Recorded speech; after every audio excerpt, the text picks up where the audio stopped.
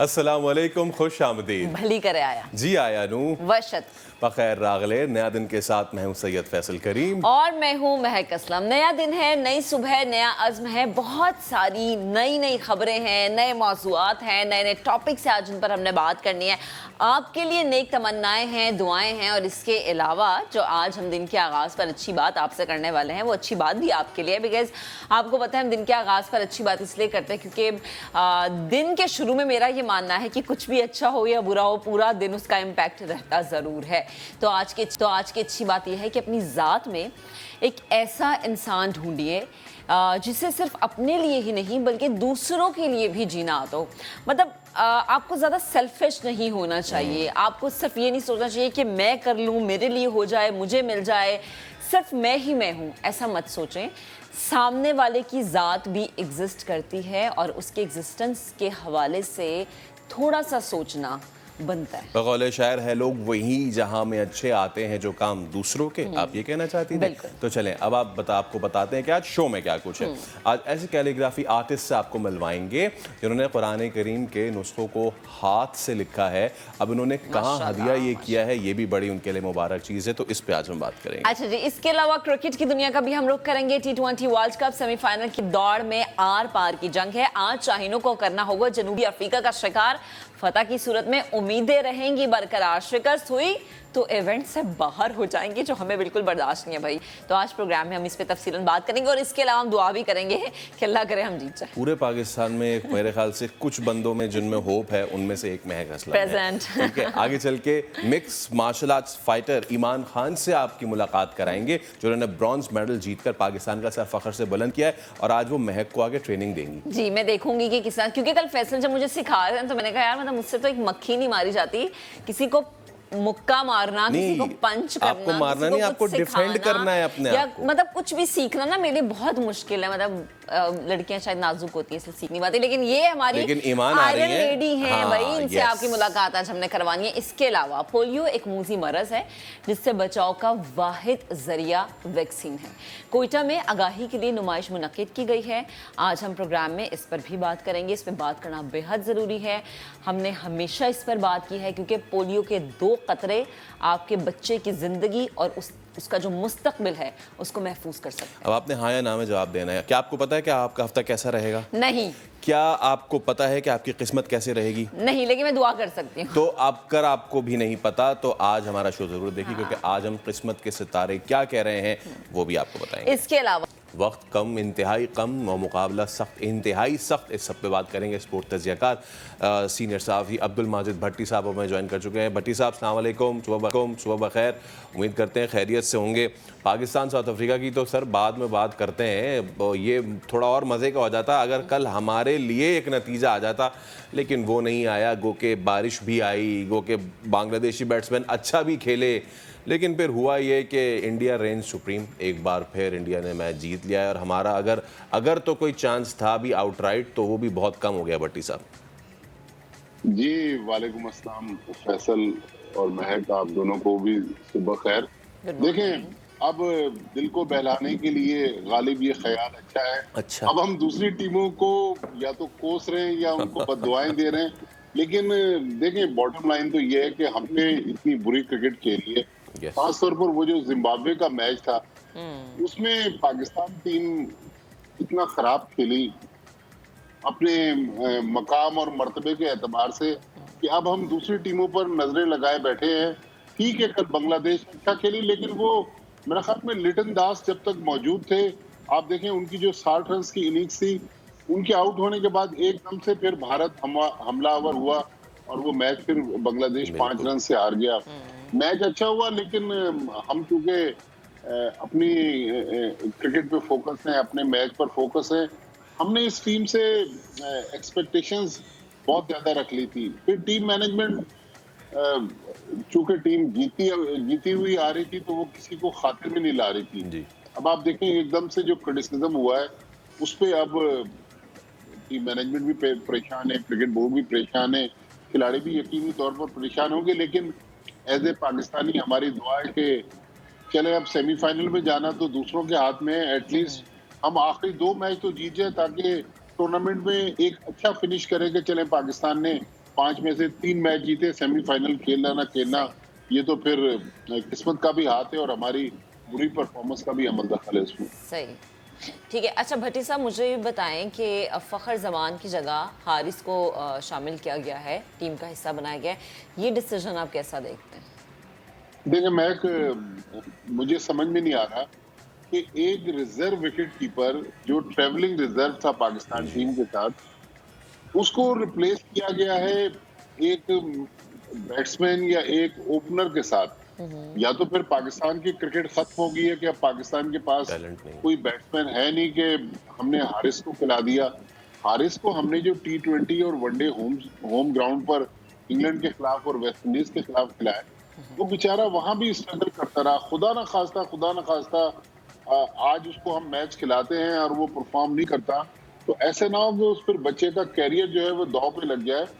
देखिए ये team management को गलती तस्लीम करना होगी कि इस टीम में एक मंझे हुए बैट्समैन की कमी महसूस हो रही थी और फाइनली अब जब फखर जमान जख्मी हुए, बल्कि महक आप तो शायद नहीं थी, जी 3-4 दिन पहले जब मैंने जी आखिरी फैसल के साथ प्रोग्राम किया था, मैंने फैसल आपको याद हो मैंने उसी दिन कह दिया था कि नेदरलैंड के खिलाफ मैच में जिस तरह फखर जमान गिरे हैं जी और वो यस। घुटने में फिजियो उनको ट्रीटमेंट दे रहे थे, मुझे लग रहा है कि फखर जो है वो प्रॉब्लम में आ सकते हैं और फाइनली वही हुआ कि फखर जमान अब टूर्नामेंट से बाहर हो गए।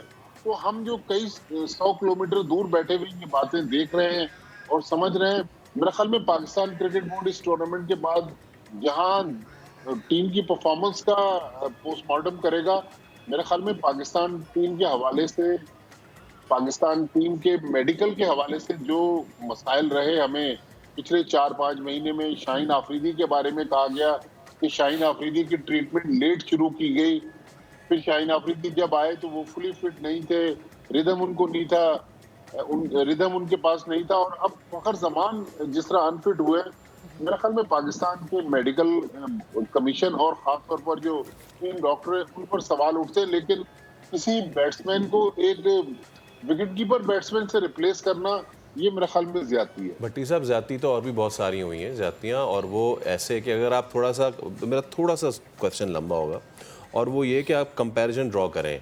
एक तो आपके पास ऑलरेडी अनफिट आप टीम लेकर गए, शाहीन शाह अफरीदी का आपने खुद जिक्र कर दिया। अगर शाहीन शाह अफरीदी फिट होते तो वो जिम्बाब्वे के खिलाफ आखिरी रन तेज़ लेते। अब जो दीगर व्यूज से आई हैं फुटेजेस, उसमें साफ नज़र आ रहा है कि वो टर्न नहीं कर पाए, वो तेज़ नहीं दौड़ पाए, अगला बंदे ने दूसरा रन मुकम्मल कर लिया। एक तो चीज़ ये। दूसरी चीज़ ये सर कि आप देखें इंडिया को भी एक बहुत बड़ा ब्लो मिला कि जब बुमराह जो है वो निकल गए, तो उन्होंने जो क्या कहते हैं ना, ऑप्टिक्स पे नहीं खिलाया कि नहीं तू बुमराह आप हमारे साथ चल रहे, देखेंगे आपको खिलाएंगे नहीं खिलाएंगे। हमने एशिया कप शाहीन शाह अफरीदी के अलावा भी तो खेला था ना, तो वहां पे भी तो हमने अच्छी कारकर्दगी दिखाई थी। यहाँ पे आप सिर्फ डराने के लिए लाए हो, शाहीन शाह अफरीदी आ रहा है, शाहीन शाह अफरीदी आ रहा है। हुआ ये कि वो चीज़ हमारे अगेंस्ट चले गई। इंडिया वाले बहुत इन्होंने जो है तरीके से अपनी टीम को मैनेज किया, वो शामी को ले आए। हम भी किसी को ले जाते, हम भी किसी के जो है किसी के साथ चले जाते, कम से कम इस तरह आधी अनफिट टीम तो हम लेके नहीं जाते। बिल्कुल फैसल, आप सही बात कर रहे हैं कि बाहर बैठ के जो चीजें हमें नहीं, जो या हम जिन चीजों को ऑब्जर्व कर रहे हैं, आपने शाहीन शाह अफरीदी का जिक्र किया, बिल्कुल सही आपने कहा। फखर जमान का हमने देख लिया कि एक मैच खेल के वो अनफिट हो गए। एक और प्लेयर जो कराची से, जिन्होंने पहले लाहौर ट्रेवल किया, फिर लाहौर से वो अनफिट न्यूजीलैंड ट्रेवल कर गए, वो थे उस्मान कादिर की उंगली में फ्रैक्चर था।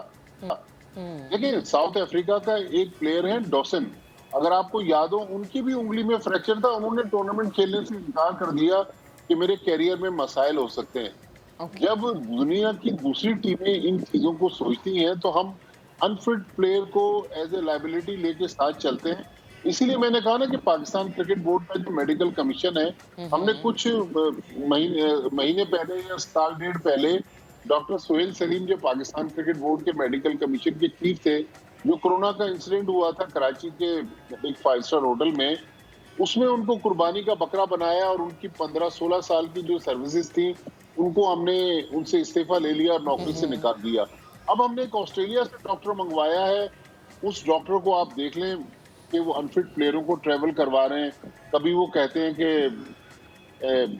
शाहीन शाह अफरीदी जो हैं वो फुली फिट नहीं है, कभी वो कहते हैं कि फखर जमान जो हैं वो टूर्नामेंट नहीं खेल सकते। लेकिन एक और इंटरेस्टिंग पहलू कि पाकिस्तान क्रिकेट बोर्ड ने इस वक्त इंग्लैंड से एक फिजियो मंगवाया हुआ है शाहीन शाह अफरीदी और फखर जमान के लिए। तो हम ये जो पैसा पानी की तरह बहा रहे हैं कि हमारी क्रिकेट जो है शायद ये 2 प्लेयर्स ही चलाएंगे, इसमें कोई शक नहीं कि दोनों मैच विनर्स हैं। लेकिन इस तरह ये लड़के अगर फुली फिट नहीं है तो इनको टीम के साथ लेके चलना, टीम में 15 में डालना। भट्टी साहब, जब पैसे की बात होती है तो चीफ मेडिकल ऑफिसर को भी तो भारी तनख्वाह मिल रही है ना, उनका कहाँ किरदार है, ये भी एक सवालिया निशान है। फिर यहाँ पर मैनेजमेंट की भी बात आ जाती है। साथ ही रहेगा अब्दुल कादिर ख्वाजा, हमारे स्पोर्ट्स रिपोर्टर, हमें इस वक्त सिडनी से ज्वाइन कर चुके हैं। कादिर, बेहद शुक्रिया वक्त देने के लिए। Good morning. प्लीज मुझे बताएगा, आज दोपहर 1 बजे मैच होगा, बहुत उम्मीदें हैं, हम तो बहुत पॉजिटिव बैठे हुए हैं कि भाई पाकिस्तान जीत जाएगा। प्लीज आप बताएं, आपके पास क्या डिटेल्स हैं?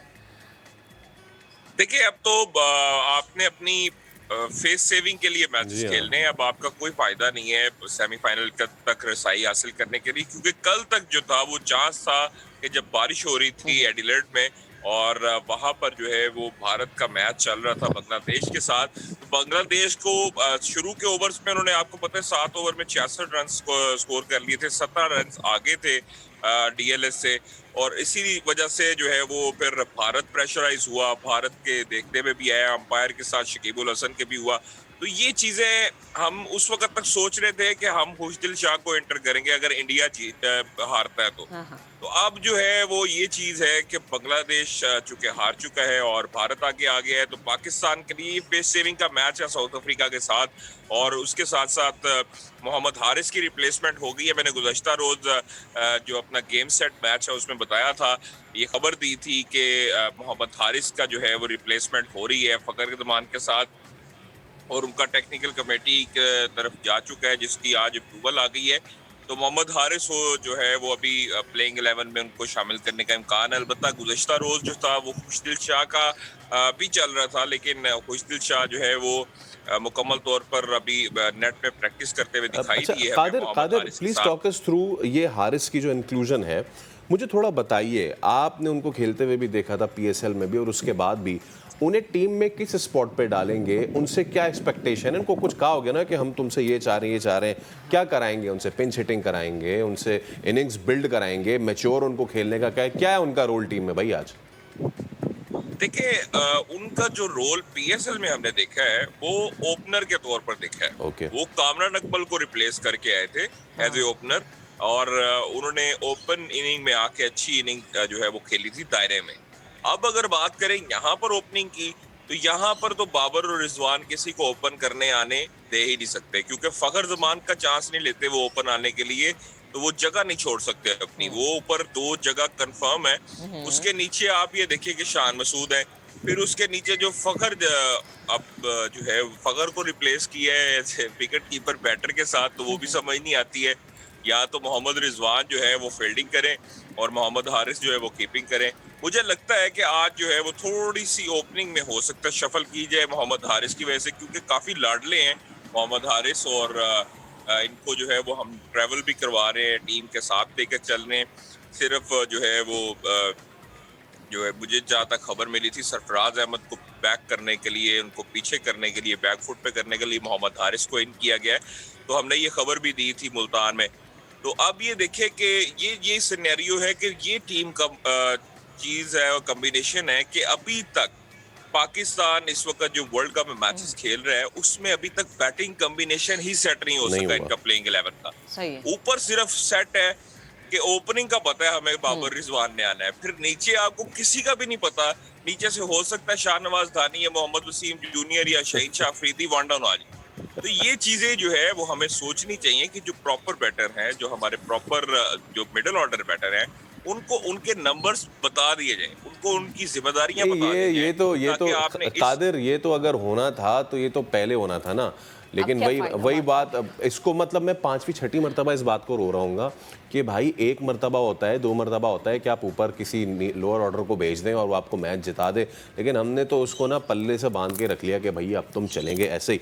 अच्छा, हम इस पे स्ट्रेटजी पे भी ज़रा बात करते हैं, और कल आपने मैच भी देखा होगा कादिर, उस पर भी बात करते हैं हम कि हमारी, क्योंकि दीगर टीम्स 6 ओवर में क्या कर रही हैं, अल्हम्दुलिल्लाह हम क्या कर रहे हैं। लेकिन भट्टी साहब, साउथ अफ्रीका की थोड़ी सी अगर बात कर लें ना, हम तो ये समझ के बैठे हैं कि जी बाकी तो जगह बारिश हो जाएगी और ऐसा हो जाएगा वैसा हो जाएगा। हम ये नहीं सोच के बैठे कि भाई अभी साउथ अफ्रीका को हराना है, जिनके पास बहुत तगड़े पेसर्स भी हैं और जिनके ऐसे बैट्समैन हैं जो अभी इंडिया को सेंचुरियां मार के आए हैं। उसके बाद बांग्लादेश को भी हराना है, जिन्होंने कल इंडिया को टफ टाइम दिया है। किन ख्वाबों में बैठे हैं हम? अच्छा फैसल, सबसे पहले जो कादिर ने बात की कि पाकिस्तान टीम तो लग रहा है कि अब टूर्नामेंट से बाहर होगी, तो लोगों ने तो आज जोहर की नमाज के बाद जानमाज बिछा के दुआएं मांगनी थी टीम के लिए, तो कादिर ने तो सुबह सुबह मायूसी फैला दी। लेकिन जो आप बात कर रहे हैं, बिल्कुल देखिए, साउथ अफ्रीका की टीम बहुत खतरनाक टीम है, जिसकी आप बैटिंग देख लें। डिकॉक टॉप ऑर्डर में जब उनके यहाँ बैटिंग करते हैं तो ऊपर से ही मैच पलट देते हैं। फिर उनकी जो फास्ट बॉलिंग है, फास्ट बॉलिंग उनकी इस वक्त टूर्नामेंट में मेरे ख्याल में पाकिस्तान से भी अच्छी फास्ट बॉलिंग है। मैं पाकिस्तान से अच्छी इसलिए कह रहा हूँ कि टूर्नामेंट में उन्होंने जिस तरह इंडिया जैसी टीम को मुश्किल डाली है, तो मेरे ख्याल में साउथ अफ्रीका की इस 11 रुकनी स्क्वाड में अगर कोई प्लेयर मिसफिट हमें नजर आ रहा है तो शायद उनके कप्तान है जो परफॉर्म नहीं करते। अदरवाइज बड़ी जबरदस्त टीम है। बिल्कुल, ये देखिए, हम लोग बहुत जज्बाती लोग हैं। हम लोग एक जीत के बाद टीम को सर पे उठा लेते हैं, एक हार के बाद टीम को नीचे गिरा लेते हैं। बिल्कुल आपने सही कहा कि पहला मरहला तो पाकिस्तान के मैच जीतने का है, और जिस तरह की क्रिकेट साउथ अफ्रीका ने खेली है, पाकिस्तान की टीम हरा सकती है, लेकिन पाकिस्तान को वो क्रिकेट नहीं खेलनी जो अभी तक पिछले 3 मैचों में हमें नजर आई।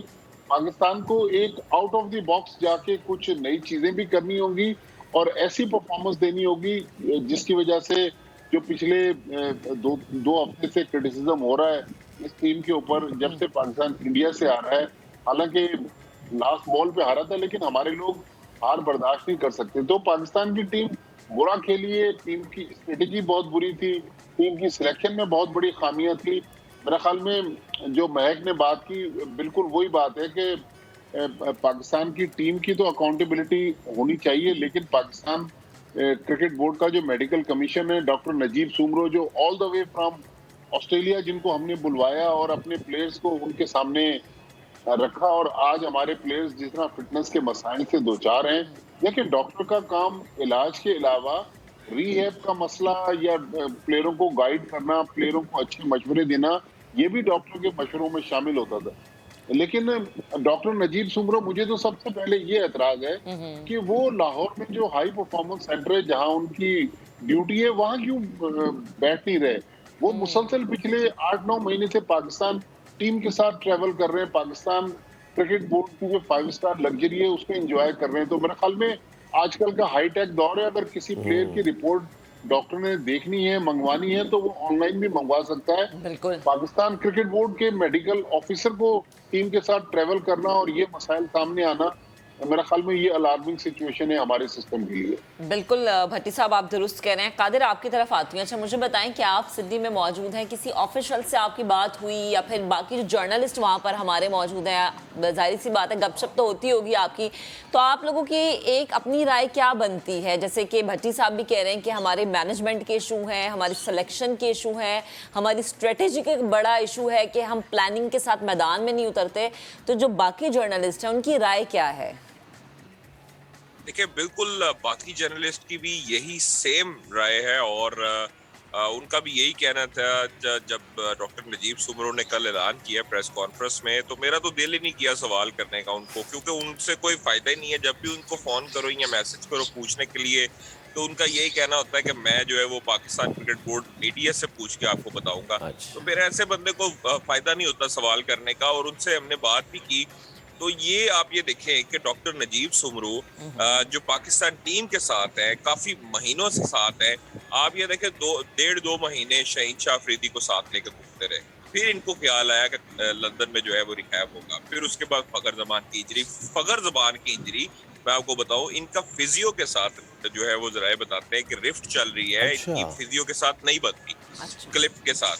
तो पाकिस्तान टीम का जो फिजियो है उसके साथ अब जो है वो इनकी नहीं बनती, इसलिए जो है वो ये अब दूसरे जो उनको बताए बगैर फखर जमान को लंदन में भेज देते हैं रिहैब के लिए।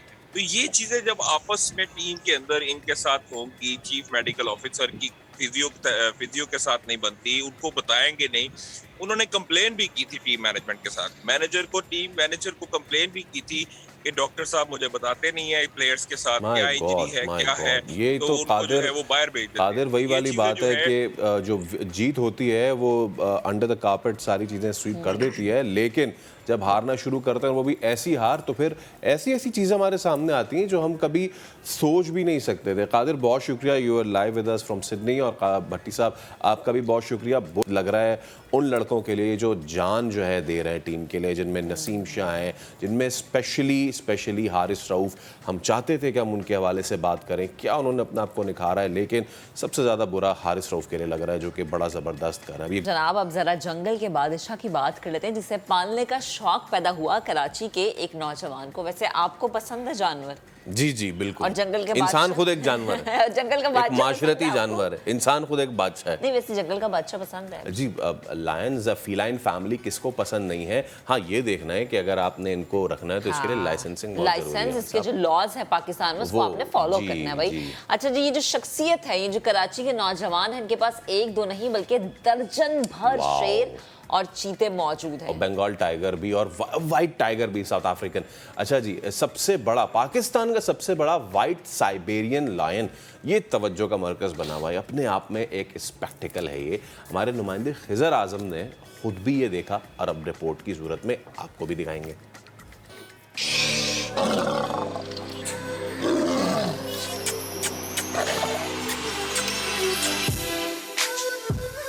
एक सरप्राइज़ आपके लिए, जो कि पूरे पाकिस्तान में इस टाइम इतना बड़ा टाइगर, वाइट साइबेरियन टाइगर किसी के पास नहीं। वो हमारे रिजॉर्ट MM रिजॉर्ट में मेरे पास बंगाल टाइगर्स भी हैं, अफ्रीकन लॉयंस भी हैं। एक ऐसी जगह पे मैं मौजूद हूँ जहाँ पे सिंध में अगर मैं कहूँ सबसे ज़्यादा शेर यहीं पर मौजूद हैं तो गलत ना होगा। अशर, रिजॉर्ट्स तो बहुत हैं, ये शेरों से कुछ ज़्यादा ही लगाव नहीं है आपको? मेरे पास अल्हम्दुलिल्लाह 10 to 12 लॉयंस एंड टाइगर्स हैं मिक्स, जिसमें मेरे पास बंगाल टाइगर्स भी हैं, वाइट साइबेरियन टाइगर भी है, अफ्रीकन लॉयंस भी हैं।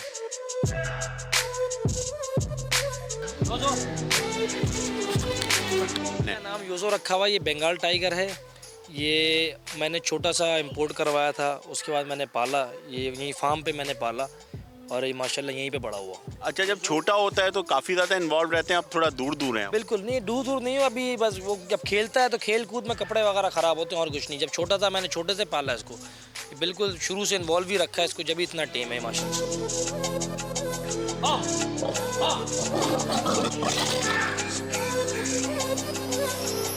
5 से 6 अफ्रीकन लॉयंस मौजूद हैं। ये प्योर अफ्रीकन है, ये अफ्रीका से ही इम्पोर्ट होते हैं सेंचुरी के। और अफ्रीकन लॉयन भी मैं ये बात दावे से कह सकता हूँ, जिस हेल्थ में हमारे पास मौजूद है अल्हम्दुलिल्लाह इस हेल्थ में किसी के पास नहीं है, इंक्लूडिंग द जू।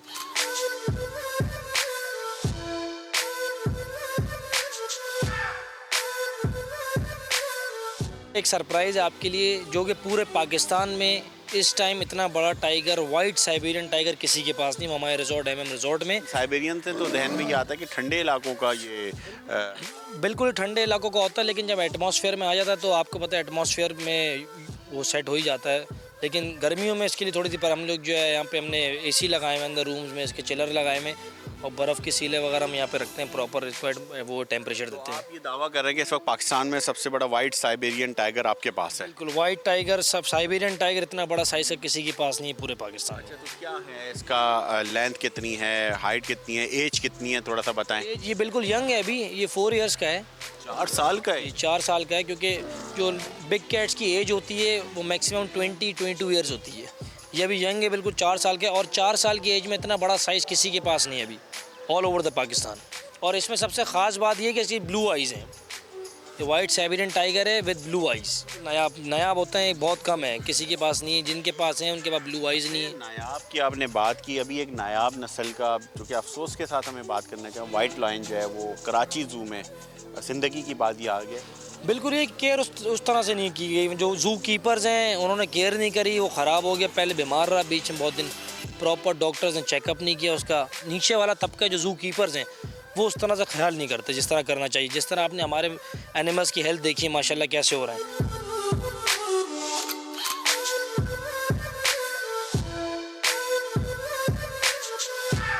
क्या वो SOPs हैं कि जो आप पूरी कर रहे होते हैं मंथली बेसिस पे, डेली बेसिस पे? बेसिकली इसकी वैक्सीनेशंस तो हम नहीं करवाते, लेकिन प्रॉपर इसको डाइट अच्छी रखते हैं। 1 से 2 दिन बाद यहाँ पे हम लोग भैंस मंगा के कटवाते हैं फ्रेश, और फ्रेश मीट यहाँ पे हम जानवरों को खिलाते हैं। और एक लॉइन जो बड़ा लॉइन है ये 15 kg हम इसको देते हैं। स्पेशली मैं इनके लिए UAE से, दुबई से मैं इनके लिए विटामिन मंगाता हूँ, कैल्शियम।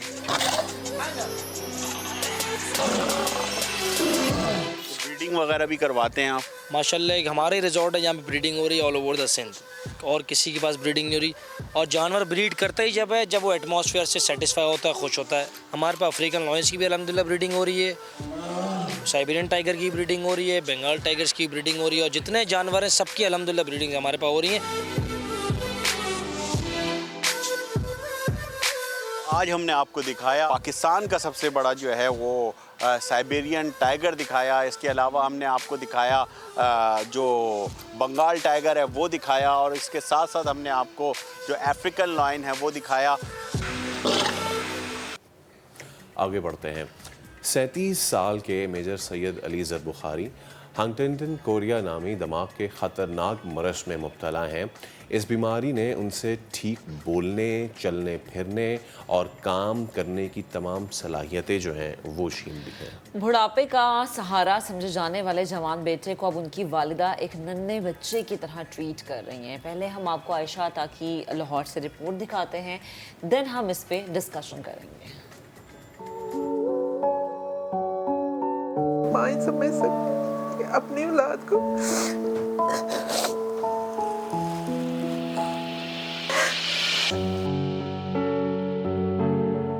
उठने की सकत, न बोलने की हिम्मत, कामते हाथ, लड़खड़ाती चाल, ये है मेजर अली ज़रबुखारी जो हंटिंगटन कोरिया नामी दिमाग के मर्ज में मुब्तला हैं। अली ज़रबुखारी की बूढ़ी माँ सारा दिन इसकी जिस्मानी मश्क करवाती और बेटे का हौसला बढ़ाती है। ऊपर हो जाओ, टांग सीधी करो और ऊपर हो जाओ, ऊपर हो जाओ, खुद पुश करो अपने आप को, शाबाश पुश करो। जवां बेटे की बीमारी की वजह से सिसकियां लेती माँ की जिंदगी किसी इम्तिहान से कम नहीं। शोहर की वफात के बाद बस यही बीमार बेटा इनका वाहिद सहारा है। माँ समझ सकती अपनी औलाद को।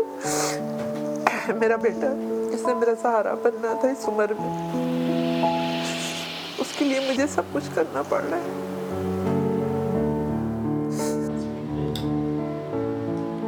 नैयर सवार के मुताबिक इनका बेटा एक लाइलाज मर्ज में मुब्तला है जिस पर बैरून मुमालिक में अभी रिसर्च जारी है।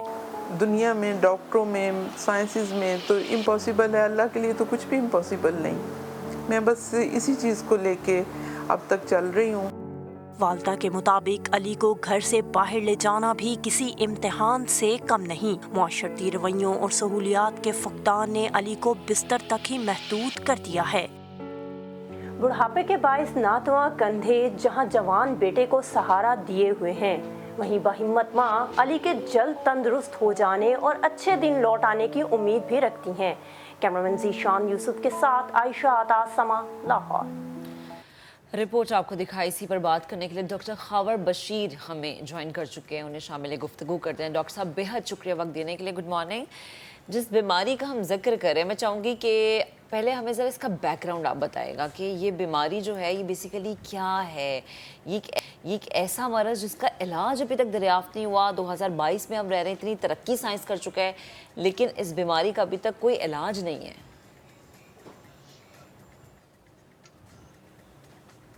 जी, अस्सलाम वालेकुम। बिस्मिल्लाहिर्रहमानिर्रहीम।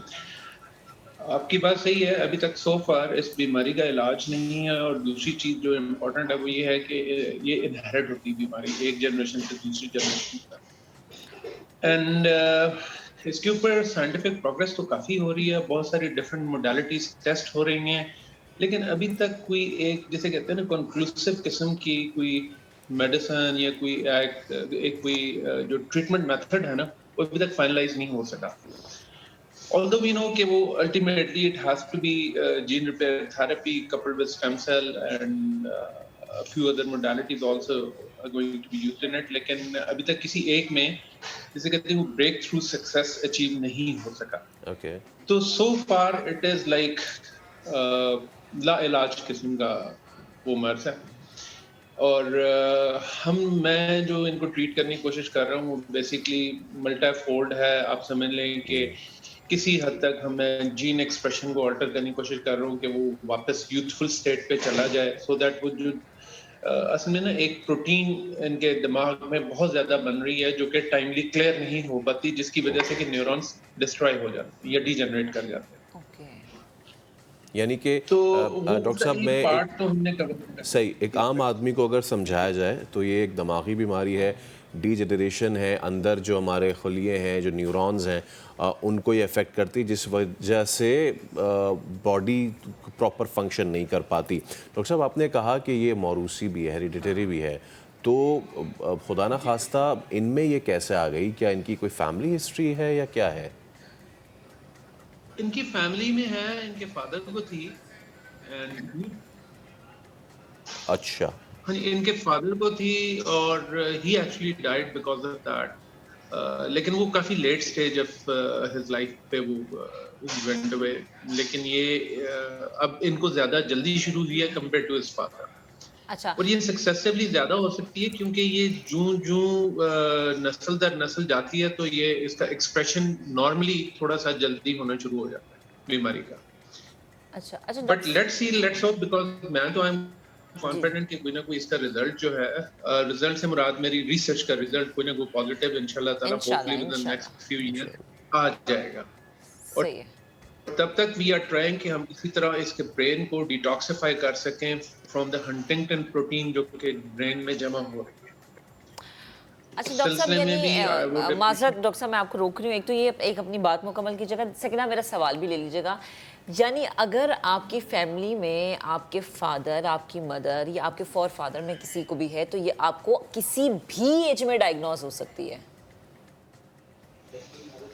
मुझे आपकी आवाज बहुत कम आ रही है, जरा थोड़ा सा can you speak a bit louder? जी डॉक्टर साहब, अगर आपको मेरी आवाज आ रही है तो प्लीज जरा मुझे समझाइएगा कि जी आप प्लीज मुझे एक तो अपनी बात पहले वाली मुकम्मल कीजिएगा, सेकंड मेरा सवाल ये लीजिएगा कि ये आपको किसी भी एज में डायग्नोज हो सकती है अगर आपकी फैमिली हिस्ट्री में किसी को ये बीमारी है तो?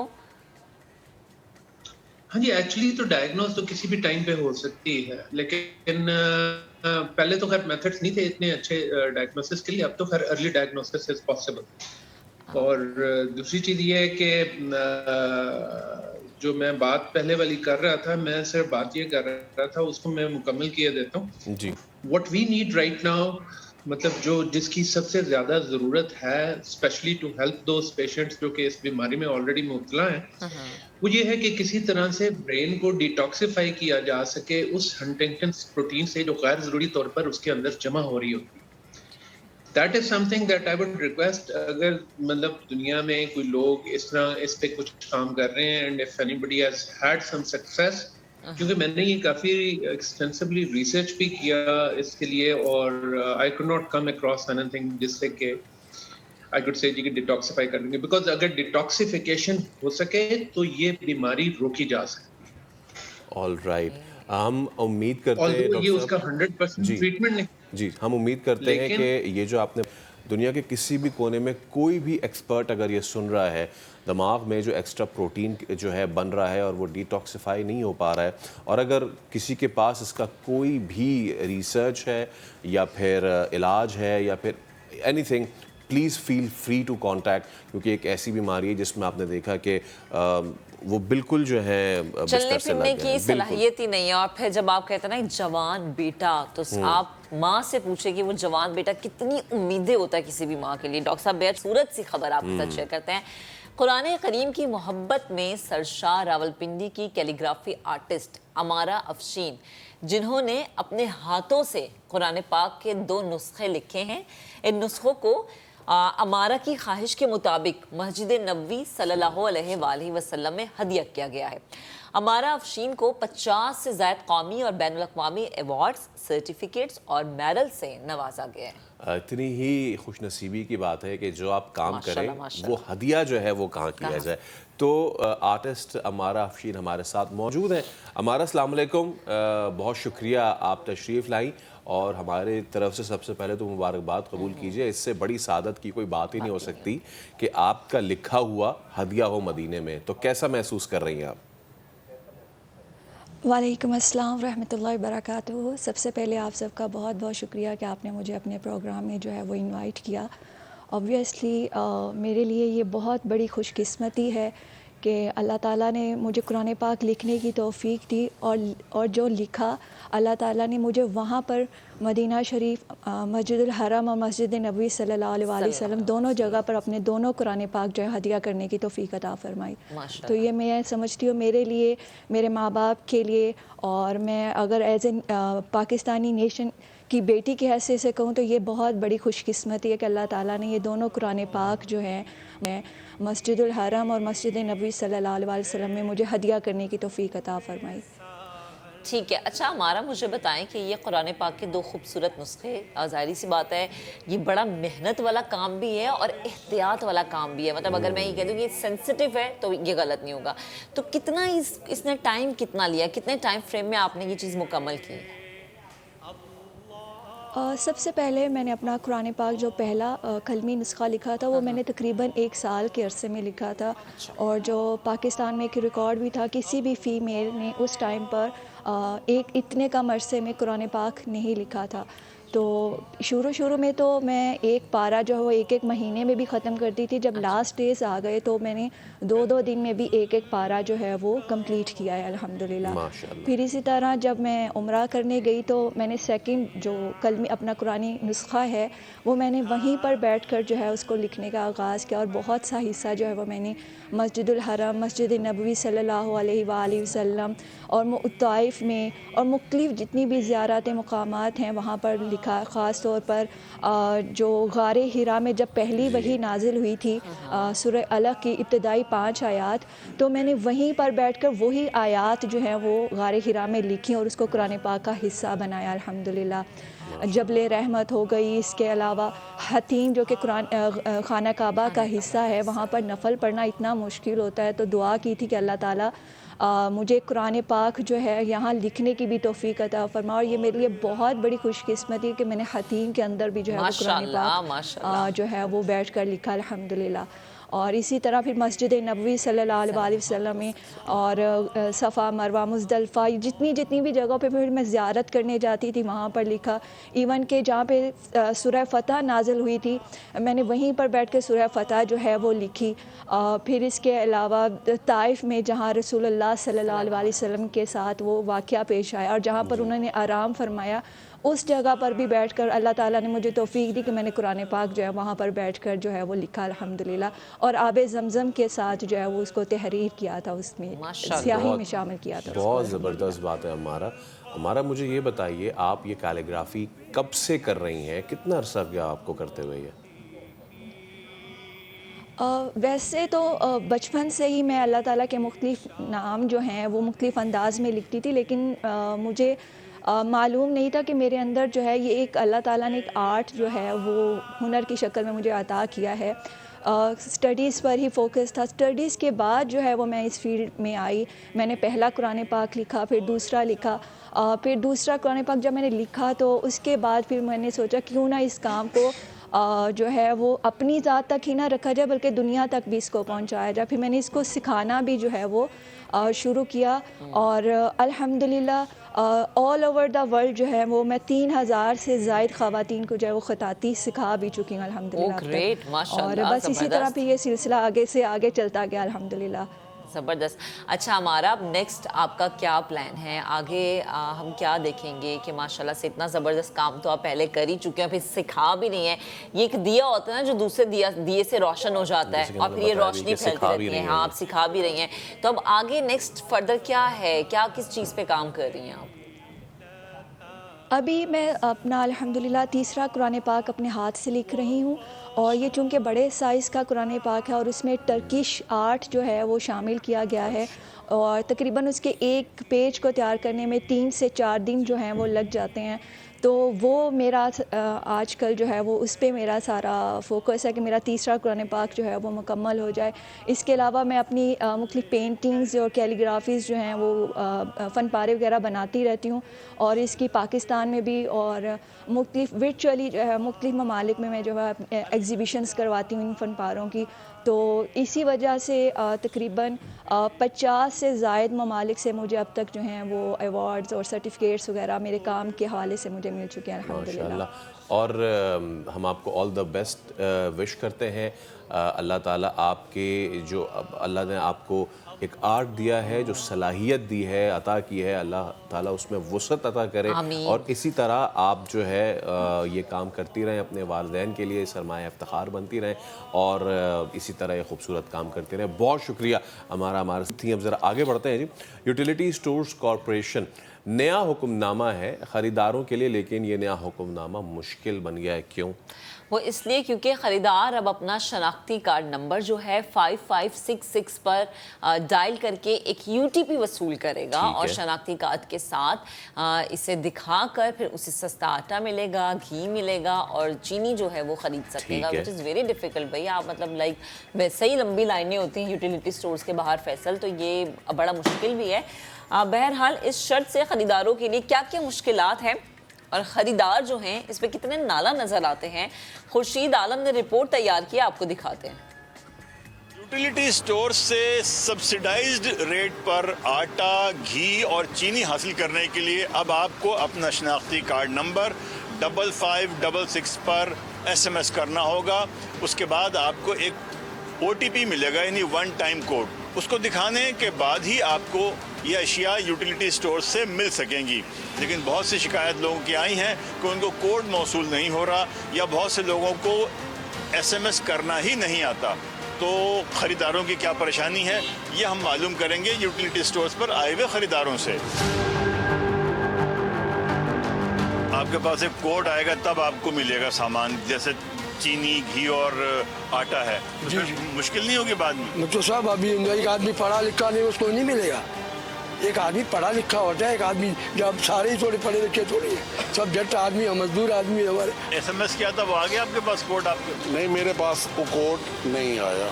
नहीं आया, कल से करा हुआ है। ये वजह तो वहाँ से पता चलेगी ना कि वहाँ से क्यों नहीं आ रहा है मैसेज। आपने किया सर? जी ये किया हुआ है, रिप्लाई नहीं आया।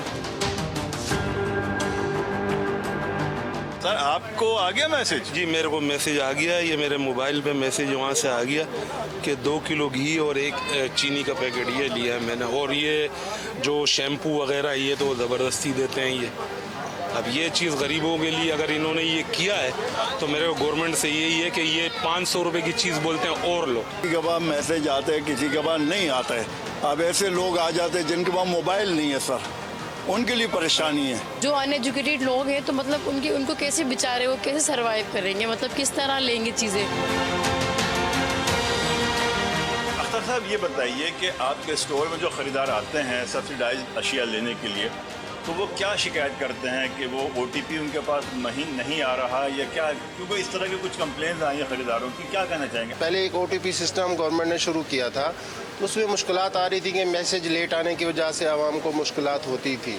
अब जो गवर्नमेंट ने अच्छा सिस्टम ये बनाया है कि आप घर बैठे OTP हासिल करके इधर आएँ, आपको फ़ौरन ही सामान मिलेगा। असल में मसला है कि कुछ लोगों को ही पता नहीं है, कोड भी उनके पास नहीं आ पा रहा है, मुश्किलात हो रही है उनको, पता नहीं उनको क्यों हो रही है, या तो उनके पास बैलेंस नहीं है इस वजह से, या कोई और वजह है। लेकिन ये हो जाएगा सोल्व ये भी थोड़े दिनों में। बहुत से लोग जिन्होंने अपना शनाख्ती कार्ड नंबर 5566 पर SMS किया, उन्हें तो कोड मौसूल हो गया, लेकिन बहुत से लोगों को कोड मौसूल नहीं हो सका। इसी तरह जो लोग पढ़े लिखे नहीं हैं वो किस तरह अपना शनाख्ती कार्ड नंबर भेजेंगे, ये एक अहम सवाल है। कैमरामैन मोहसिन अली के साथ खुर्शीद आलम, समा, कराची। कल हमने आपकी मुलाकात करवाई थी 2 MMA फाइटर से जिन्होंने सिल्वर मेडल जीता था पाकिस्तान के लिए। आज हमारे साथ आयरन लेडी मौजूद हैं, MMA फाइटर ईमान खान, जिन्होंने हमें स्टूडियोज में ज्वाइन कर लिया है और उन्होंने भी कजाकिस्तान में मार्शल आर्ट्स चैम्पियनशिप में पाकिस्तान का नाम रोशन किया है। और फैसल मुझे कहते हैं कि आज हम उनकी मौजूदगी में आपको कुछ सिखाएंगे। हाँ, हम सिखाएंगे। यस, कल मैंने आज हम सीन भी लेंगे। बल्कि हम इसको स्टार्ट ऐसे करते हैं। ईमान अस्सलाम वालेकुम, कैसे खैरियत से? मैं आप एक मुक्का मार के दिखाया ना। कल मुझे वैसे फैसल ने सिखाया था, लेकिन मुझे आया कोशिश करें। ऐसे मैंने कहा इतना इतना छोटा सा एक बार फिर ये 1 2 इतना लागर सा है। तो मैं चाहूंगा कि एट द एंड थोड़ी सी इनको ट्रेनिंग भी देके जाए। कांग्रेचुलेशन सबसे पहले तो मैं ये बताना चाहता हूँ देखने वालों को कि ये पाकिस्तान से इकलौती फीमेल रिप्रेजेंटेशन थी और इन्होंने फ्लाईवेट में जी मेडल हासिल कर लिया। तो मेडल लेके कैसा महसूस कर रही हैं आप? इट वाज गुड, बहुत लाइक टफ कंपटीशन था, मगर मज़ा आया, बहुत कुछ सीखा है वहाँ जाकर। जब आप कहते हैं टफ, तो टफ किस हवाले से था? ओपोनेंट्स, कंडीशंस या क्या? ओपोनेंट्स ऑब्वियसली आई थिंक जब हम पाकिस्तान को दूसरे मुल्कों से कंपेयर करते हैं तो उनको, और जो मैंने देखा है कि उनको बहुत ज़्यादा सपोर्ट मिलती है in terms of training, in terms of supplements, in terms of travel, ये सब कुछ they are a bit ahead of us. तो वो मैंने मतलब बहुत देखा था, बहुत रिकग्नाइज़ किया था वहाँ, और मगर किसी को रोकता नहीं है लाइक पाकिस्तान से। तो ये अच्छी बात है हमारी, कि हम आगे भी जाते जा रहे हैं Aahista Aahista despite all of this. अच्छा, आपने बताया कि जी वहाँ पे काज़क फाइटर्स थे, जो स्तान कंट्रीज़ हैं, ताजिक और ये सारे ताजिकिस्तान, कज़ाकिस्तान। क्या डिफरेंस आपने फील किया? क्या डिफरेंस फील किया बीइंग अ पाकिस्तानी फाइटर? आप में और उनमें किन किन चीज़ों का फ़र्क था? मतलब फाइटिंग के हवाले से ओवरऑल अच्छी बात है कि वो सब मुसलमान थे, तो अल्हम्दुलिल्लाह इंशाल्लाह it was not very different from Pakistan in terms of preparation. Culture was very similar, सब मुसलमान ही थे वहाँ, तो अच्छी बात थी। But in terms of preparation, I think जब आप टूर्नामेंट में खेलते हैं और आप 2-3 दिन कंसेक्यूटिव खेल रहे हैं, तो लोग फाइटर्स ज़्यादातर रेसलिंग पर जाते हैं, वो कुश्ती खेलते हैं ज़्यादातर। तो वो बहुत हैवी एम्फोसिस थी उस पर। सारे लोग वहाँ फ़ौरन नीचे ज़मीन पे ही लेकर जाते थे और रेसलिंग करते थे। तो वो हमारे यहाँ एटलीस्ट फॉर वुमेन, मेन पर ज़्यादा फोकस है। मेन के पास ज़्यादा पार्टनर्स भी होते हैं, मेरे बहुत कम पार्टनर्स होते हैं। मैं लड़कों के साथ कुश्ती करती हूँ, तो उसमें थोड़ी सी डिफरेंस आती है जब आप बाकी खेलने जाते हैं। प्रैक्टिस में एक और चीज़ होती है, मगर खेलने में फ़र्क पड़ता है बहुत। अच्छा ईमान, मुझे ये बताएं कि ये जो आपकी ट्रेनिंग है, फिर जाहिर सी बात है ख़ातून होने की हैसियत से हमें वैसे बड़ी मुश्किलात का सामना रहता है कि हम कहते हैं फील्ड में जाते हैं, काम करते हैं, हमें बहुत सारे चैलेंजेस फेस करने पड़ते हैं। तो जो चैलेंजेस आपने फेस किए बीइंग अ खातून, मैं चाहती हूँ कि वो भी आप बताएं, ताकि जो लड़कियाँ सोच रही हैं आने के लिए वो इन चीज़ों को माइंड में रखें और उन्हें पता चले कि बहुत सख्त काम है ये। वैसे हाँ, बहुत सख्त काम है। जिन खातून से मेरी मुलाकात हुई है, जो चाहते हैं कि वो किक बॉक्सिंग में जाएं, कुश्ती में जाएं, MMA में जाएं एज अ स्पोर्ट, वो थोड़े से डरते हैं लड़ने से। सब फिटनेस के हवाले से करते हैं, मुझे एब्स चाहिए, फ्लैट टमी, ये सब कुछ चाहिए। वो सब कुछ सही है, खैर अगर आपको करना है आप बेशक कर लेना, but if you want to go into fighting तो you have to be mentally strong. तो आई थिंक लोग शुरू करने से डरते हैं, तो आप बस शुरू कीजिएगा एंड आदत हो जाएगी। इट्स नॉट लाइक मैं इमीडिएटली लाइक उठ कर शुरू किया था। मैंने 2018 से शुरू किया था। 2018 से मैंने बॉक्सिंग और किक बॉक्सिंग से शुरू की थी। फिर पिछले साल 2021 में मैंने MMA शुरू की थी। ARY वॉरियर्स जो लाहौर में एक इवेंट होती है, ARY से स्पॉन्सर होती है, वो उसमें डेब्यू हुई थी मेरी। तो इंशाल्लाह लाइक लोकल टूर्नामेंट्स भी आज बढ़ भी रही हैं। इंटरनेशनल टूर्नामेंट्स में हमारा हम जा रहे हैं, हम पार्टिसिपेट कर रहे हैं। तो आहिस्ता आहिस्ता पार्टिसिपेशन बढ़ रही है। ईमान, पाकिस्तान में डिफरेंट डिपार्टमेंट्स भी हैं कि जो बॉक्सिंग पे बहुत ज़्यादा फोकस करते हैं। हमारी तरफ से बॉक्सर्स भी बहुत अच्छे जाते हैं। When it comes to this discipline mix martial arts, यहाँ पे कैसी सपोर्ट है डिपार्टमेंट लेवल पे? और अगर आज कोई देख रहा है हमें, कोई बच्चा है, कोई बच्ची देख रही है, क्योंकि हमारे स्कूल यूनिवर्सिटीज़ में तो ये डिसिप्लिन नहीं है, तो वो किस तरफ जाए, उसकी डायरेक्शन क्या होनी चाहिए, वो कहाँ जाए ये सीखने के लिए?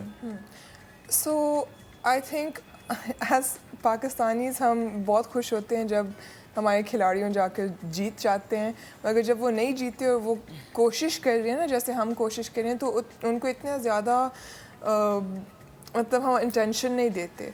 तो ये थोड़ा सा डबल एज स्वॉर्ड है बेसिकली, ताकि मतलब मुझे जाकर जीतना पड़ेगा ताकि मुझे थोड़ा सा सपोर्ट मिले, मगर जीतने के लिए मुझे भी सपोर्ट चाहिए। तो ये थोड़ा सा इट्स अ साइकिल कि हमें पहले से सपोर्ट करना चाहिए। अब अल्हम्दुलिल्लाह, like I said, it's up and coming. MMA इतना well known sport नहीं है। Obviously boxing is, jiu-jitsu अभी आ रही है हमारी फील्ड में, हमारे मुल्क में, हमारे मुल्क में specifically to Pakistan. Boxing obviously हमें पता है, बहुत से बॉक्सर्स हैं फ्रॉम पाकिस्तान जो कॉमनवेल्थ गेम्स में भी जाते हैं, जो पाकिस्तान का नाम रोशन कर रहे हैं बाहर। तो इट्स ऑल गुड, मगर as MMA I don't think कि जनरल पॉपुलेशन को इतना ज़्यादा अंडरस्टैंडिंग है। तो आहिस्ता आहिस्ता हो रही है। बहुत से लाइक MNCs वो सब कुछ वो भी सपोर्ट कर रहे हैं, वो भी स्पॉन्सरशिप दे रहे हैं। ठीक है। अच्छा ईमान, मैं थोड़ा सा आपको कट करूँगा। हम ब्रेक के उस पर जब हाजिर होंगे तो ईमान से पूछेंगे कि डाइट क्या रखती हैं, और थोड़ा सा महक को प्रैक्टिस करवाएंगे और पता नहीं महक कर पाएगी या नहीं कर पाएगी, लेकिन मैं ईमान से पूछूंगी उनके नेक्स्ट प्लान्स क्या है। तो एक ब्रेक के बाद साथ रहिएगा। Welcome back. MMA फाइटर ईमान हमारे साथ मौजूद हैं। अच्छा ईमान, अब ज़रा हम डाइट की तरफ आते हैं। क्या रखती हैं डाइट एक MMA फाइटर के लिए? क्या कंपलसरी होता है और क्या चीज़ प्रोहिबिटेड होती है? तो हम फाइटर्स के दो लाइक टाइम्स होते हैं, एक ऑफ सीज़न होता है और एक फ़ाइट कैंप होता है, जो 8 से 10 हफ्ते पहले शुरू होती है फ़ाइट से। तो फ़ाइट की डेट मिलती है और उससे पहले मेरी फ़ाइट कैंप शुरू होती है। ट्रेनिंग बहुत सख्त हो जाती है। एंड डाइट के हवाले से नॉर्मली मैं सब कुछ खा लेती हूँ, बर्गर्स, पिज़्ज़ा, सब कुछ, मगर जब मैं फ़ाइट कैंप में होती हूँ वो सारा जंक फूड काट लेती हूँ। कोई बर्गर्स नहीं, कोई पिज़्ज़ास नहीं। फ़िज़ीक के हवाले से नहीं, बट परफॉर्मेंस के हवाले से जो मैं ज़्यादातर प्रोटीन खाती हूँ, घर का खाना खा लेती हूँ, जो भी चिकन, बीफ, जो भी घर में पकता है, कम ऑयल के साथ। जब मैं ट्रेनिंग करती हूँ तो मैं ज़्यादा कार्ब्स खाती हूँ, क्योंकि कार्ब्स एनर्जी दिलाता है टू योर बॉडी। सो बस क्लीन फूड खाती हूँ मोस्टली। ठीक है। अच्छा ईमान, मुझे ये बताएं कि जो ख़वातीन, जो बच्चियाँ चाहती हैं कि हम ईमान की तरह MMA फाइटर बने, उनके लिए एक तो ये कि आप क्या कहना चाहेंगे? क्योंकि बहुत सारी लड़कियों को घर से ये सपोर्ट मिलती ही नहीं है कि आप इस तरह से, जैसे आपने कहा ना आपकी फ़ाइट ज़्यादातर लड़कों के साथ होती है, बिकॉज लड़कियाँ बहुत कम हैं। तो वो उन लड़कियों को क्या मैसेज आप देना चाहेंगे, और स्पेशली पेरेंट्स, क्योंकि पेरेंट्स को राज़ी करना बहुत मुश्किल काम है। आपके माँ बाप ने इजाज़त दी थी आपको आसानी से? अब फिर आसान होगा मैसेज देना। ऑब्वियसली फॉर द गर्ल्स मैं कहना चाहती हूँ कि मेरी तरह नहीं बनना चाहें, मुझसे बेहतर बनना चाहें। जो जितनी सख्ती से मैं काम करती हूँ, जितनी सख्ती से मैं डाइट करती हूँ और जोश से मैं जाकर लड़ती हूँ, उससे आप बेहतर बनना चाहें। बिकॉज़ अगर आप यूथ हैं, ऑब्वियसली मैं कोशिश कर रही हूँ कि जो लड़कियाँ मेरे बाद आएंगी उनके लिए मैं पाथ ज़्यादा आसान बनाऊँ, ताकि वो उनके पेरेंट्स शायद देखें कि मैं बाहर मुल्क गई हूँ, मैं मेडल जीती हूँ, उनके बच्चे के पास पोटेंशियल है तो क्यों नहीं डालें। मेरे काफ़ी मैसेजेस मिलते हैं कि मैंने आपको किक बॉक्सिंग करते हुए देखा है तो मैंने भी शुरू किया है। तो मैसेजेस देख कर मुझे बहुत खुशी होती है। तो बस आप शुरू कर लें। अगर किक बॉक्सिंग नहीं है, बॉक्सिंग नहीं है, आप जिम जाएं, वेट्स लिफ्ट करें। आप बिल्कुल मर्द की तरह नहीं लगेंगी, आप ताकतवर होंगी। अगर आप फिजिकली स्ट्रांग होती हैं, आप मेंटली भी strong. That's a very good point कि हमारे यहाँ समझा जाता है कि gym is just males for males, लेकिन ऐसा नहीं है। इट्स फॉर द फिटनेस, और फिटनेस जेंडर देख के नहीं की जाती भाई। अच्छा, नेक्स्ट क्या गोल है, कहाँ है अगली फ़ाइट, और इस बार ब्रॉन्ज है तो नेक्स्ट गोल क्या है? ये मैं अभी IMMAF में लड़ी थी, it stands for international mix martial arts federation. वो हर जगह उनके छोटे छोटे मतलब रीजनल कॉम्पिटिशन्स होती हैं। ये अभी एशियन लेग था तो सारे लाइक इंडिया, पाकिस्तान, सबसे एशियन कंट्रीज़ गई थी वहाँ। अब साल के एंड में उनका वर्ल्ड चैम्पियनशिप होता है जब सारे मुल्क इकट्ठे जाते हैं। 700 फाइटर्स, ओवर 700 फाइटर्स एक साथ आकर हर कैटेगरी में मेल्स और फीमेल्स लड़ती हैं। तो it's a very very big competition and I really hope कि पाकिस्तान से इंशाल्लाह एक बड़ी कंटिजेंट जाए ताकि हम और भी हमारे बढ़ जाएं मेडल्स जीतने के, यू नो। सही, ठीक है ईमान, थैंक यू सो मच, आप हमारे साथ मौजूद थी और बहुत ज़्यादा नेक तमन्नाएं आपके लिए, क्योंकि आप अकेली खातून जब गई तो मैं तो ये सोच रही थी कि कैसे गई होंगी और किससे आपने 3-4 चली जाए तो क्या ही बात हो जाए। तो मुझे लगा 3-4 मेडल्स आ जाएंगे, क्योंकि हमारी खवातीन किसी से कम मेरी पूरी कोशिश है कि मैं उनमें से 5 अभी हम आगे बढ़ते हैं और आपको बताते हैं कि खाना बदोश ख़ानदान से ताल्लुक़ रखने वाली मारूफ फोक गुलकारा और बुलबुले सहरा रेशमा को मद्दाओं से बिछड़े 9 बरस बीत गए हैं। 4 दिना दा प्यार और अब्बा, लंबी जुदाई, अखियां नू रहन दे, अखियां दे कोल कोल, इन जैसे गीत गाए और सिर्फ पाकिस्तान नहीं भारत पूरी दुनिया में नाम कमाया। अच्छा जी, अब ज़रा आगे बढ़ते हैं और बात करते हैं आपके सितारों की चाल की, जो कि आपके बारे में क्या कहते हैं जानना बड़ा ज़रूरी है। आपका ये हफ्ता लाइक आगे आने वाले जो डेज़ हैं वो कैसे रहेंगे। माहिर इल्म नुजूम अजीम जाफरी हमें ज्वाइन कर चुके हैं। अस्सलाम वालेकुम अजीम साहब, कैसे हैं आप? Good morning. कैसा रहेगा ये हफ्ता तमाम लोगों के लिए? हाउस ऑफ स्टार्स, 12 सितारों के घराने क्या क्या कह रहे हैं, ज़रा प्लीज़ मुझे जल्दी जल्दी बताएं तो सही। जल्दी अच्छा, आपको हमेशा ही जल्दी बताना पड़ता है। बस हमारे पास जरा वक्त की किल्लत होती ना। चलें जी, बता दें जल्दी से। अच्छा जी, एरीज से हम बिस्मिल्लाह करते हैं अपने प्रोग्राम की। एरीज वाले जो हैं उनका स्टार अभी 30 अक्टूबर को वापस रेट्रोग्रेड हुआ है, मतलब उल्टी पोजीशन, उल्टी चाल में आया है। ठीक है। तो जो काम अगर रुक गए थे तो वो दोबारा वो ठीक हो सकते हैं, अपने फैसलों पे नज़रसानी कर सकते हैं। मिसाल के तौर पे आपने एक एग्जांपल दे रहा हूँ कि आपने सोचा यार मैं रिज़ाइन दे दूँ, अब आपने सोचा नहीं यार इस वक्त हालात ऐसे मैं रिज़ाइन अपना रोक दूँ, ठीक है। या आप बॉस हैं, आप अपने किसी को निकालना चाह रहे हैं एम्प्लॉय को, आपने सोचा नहीं यार अब मैं अभी ना निकालूं, अभी इस वक्त हालात ऐसे नजर नहीं आ रहे कि गड़बड़ की जाए। तो ये एक तो चेंज आएगा, आप समझ रहे होंगे मैं क्या कहना चाह रहा हूँ। जी जी बिल्कुल, ठीक है, ये एक्सपेक्टेड है चेंजेस। ओके, ठीक है। कोई बड़ा अफसर हो सकता है वो रिजाइन लेने का अगर प्लान कर रहा है तो वो रुक भी सकता है, लेकिन ये आप सिर्फ एरीज वालों का बता रहे हैं।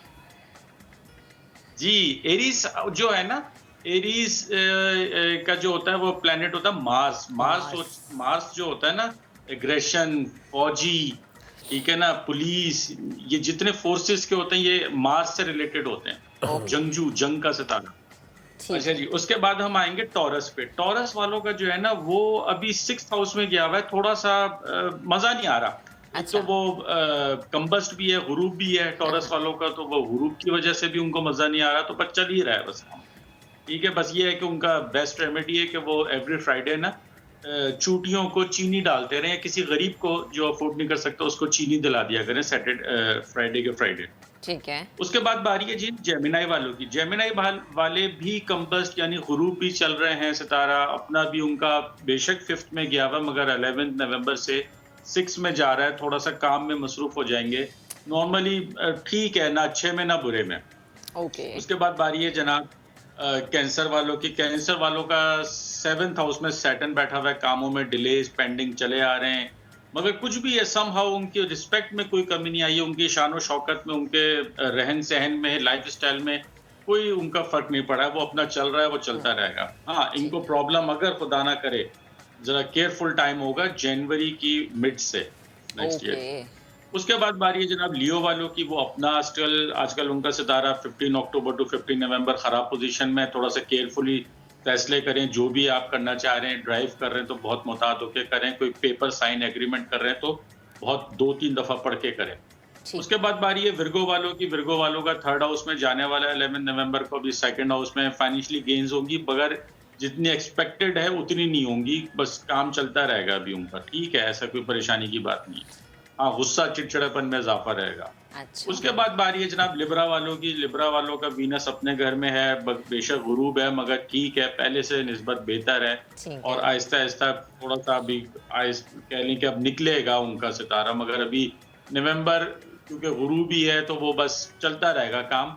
इतना कोई खातिर ख्वाह आपको वो नजर नहीं आएगा कि वो बहुत चेंजेस आ गई मेरे साथ। ठीक है। लिब्रा वालों के लिए यही मैं कहूँगा कि दिन अपने अगर आपने कपड़े होते हैं डोनेट करने तो किसी को डोनेट कर दिया करें एवरी फ्राइडे, तो बहुत अच्छा होता है। और हाँ ये एक बार टिप दे दूं कि वीनस जिनका लिब्रा है या टॉरस है ना, वो अच्छे परफ्यूम्स का इस्तेमाल किया करें, उससे भी बहुत फर्क पड़ता है। अपने घर के साउथ ईस्ट में एयर फ्रेशनर रखा करें लाजमी। अगर एयर फ्रेशनर नहीं रख सकते तो एटलीस्ट वहाँ पर कोई ऐसे खुशबू वाले गुलाब का फूल वगैरह रखा करें। ठीक है। अच्छा जी, उसके बाद बारी है स्कॉर्पियो वैसे ही खराब चल रहा है। खराब मीन्स मतलब ये नहीं कहूँगा कि खुदा न करे कोई बहुत ही खराब, कई अच्छे भी होते हैं, चल रहे होते हैं। और खराब मीन्स आपको एक अंदरूनी एक बेचैनी का सामना होता है। हाँ। सब कुछ होते भी आप कहते हैं यार मजा नहीं आ रहा लाइफ में, ठीक है लैंड क्रूजर खड़ी है मगर मजा नहीं आ रहा, वो वाला मेरा मतलब होता है खराब का। तो स्कॉर्पियो वाला भी अभी 30 तारीख को उल्टी चाल में गया, अपने फैसले, अपने प्लानिंग्स, अपने कामों में थोड़ा सा चेंज लेकर आएंगे, या जो बनते काम है वो रुक गए थे वो शायद दोबारा रिकंसाइल करेंगे और वो दोबारा उसको ठीक करेंगे। ठीक है। अच्छा अज़ीम साहब, आगे जाने से पहले मैं चाह रही हूँ ये जरा स्कॉर्पियो वाले के हवाले से ये बार बार हमसे सवाल भी पूछा गया कि जिनका वो सदका बताते हैं, जैसे आपने भी पहले बताया कि कपड़े दे दें या फिर जैसे जानवरों को आप खाना डाल दें, इनका क्या सदका है? इनका सदका ये होता है, ये मंगल की सुबह एक्चुअल जो होता है ना राइजिंग सन, जैसे सूरज निकल रहा है उसके 1 घंटे के अंदर दें गोश्त का सदका। मगर हमारे यहाँ मसला ये है कि जब उठे जब दे दिया। आप असर के टाइम दे रहे हैं, आप जोहर के टाइम दे रहे हैं, कोई टाइम नहीं देखा। एक तो फॉर्मूला याद रखिएगा, राइजिंग सन के विद इन आवर 1 घंटे के अंदर अंदर आपने बकरा गोश्त, कीमा, मुर्गी, Khilji, what ever you have वो आपने देना है। ठीक है। जो आप अपनी हैसियत के मुताबिक दे सकते हैं। कुछ नहीं कर सकते तो लाल मसूर की दाल ही दे दें।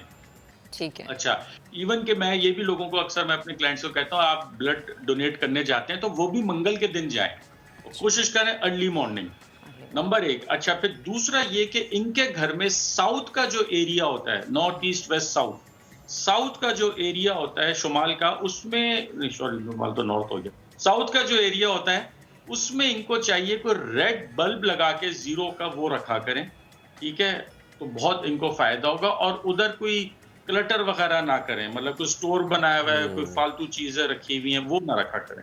लेकिन अव्वल तो मैं सबसे यही हर वक्त दरख्वास्त करता रहता हूँ कि अपने घर को बहुत ज्यादा क्लीन एंड क्लियर रखें। मतलब आपने स्टोर बनाया हुआ है, छत पे वो लकड़ी टूटी पड़ी है और टीन के डब्बे पड़े हैं और स्टोर में जी वो पुराना पंखा जो चल ही नहीं रहा 75 सालों से वो रखा हुआ है, ये हटाएं, ये क्लियर करें। इससे आपके बैड प्लैनेट्स को ताकत मिलती है, वो फिर एक्टिवेट हो जाते हैं। इस पे भी कभी बात करेंगे, आपको टिप्स देंगे। ठीक है। अच्छा जी, उसके बाद बारी थी सेक्रेटेरियस वालों की। सेक्रेटेरियस वालों का 24 नवंबर ऑनवर्ड्स दिस मंथ वो ठीक होने जा रहा है। अभी उल्टी चाल में, जब उल्टी चाल में होता है तो रिवर्स होता है चीजें, जब ठीक होता है तो फिर काम बनना शुरू हो जाते हैं। मगर जरूरी नहीं है कि उल्टी चाल में सबके ही काम बिगड़े। अगर ऐसा होता तो आज लोग गाड़ियां नहीं खरीद रहे होते, मकान नहीं खरीद रहे होते। तो ये अकॉर्डिंग टू आपके नेटल चार्ट, यानी जब आप पैदा हुए उस चार्ट से वो मैच करना पड़ता है कि अगर उस वक्त भी उल्टा था अब उल्टा है तो फायदा देगा। अच्छा। और जो उस वक्त सीधा था अब उल्टा है तो उनको नुकसान देगा। ये एक फॉर्मूला होता है एस्ट्रोलॉजी का। अच्छा, अब उनका जो हो रहा है 24 नवंबर से ठीक हो रहा है, तो कुछ को फायदा होगा, कुछ को जैसे मैंने कहा कि लॉस भी हो सकता है। ठीक है। अच्छा, मगर फाइनेंशियली इनका ठीक हो चुका है 24 अक्टूबर को। तो अब आहिस्ता आहिस्ता ग्रेजुअली इंप्रूवमेंट आएगी फाइनेंशियल गेन्स में।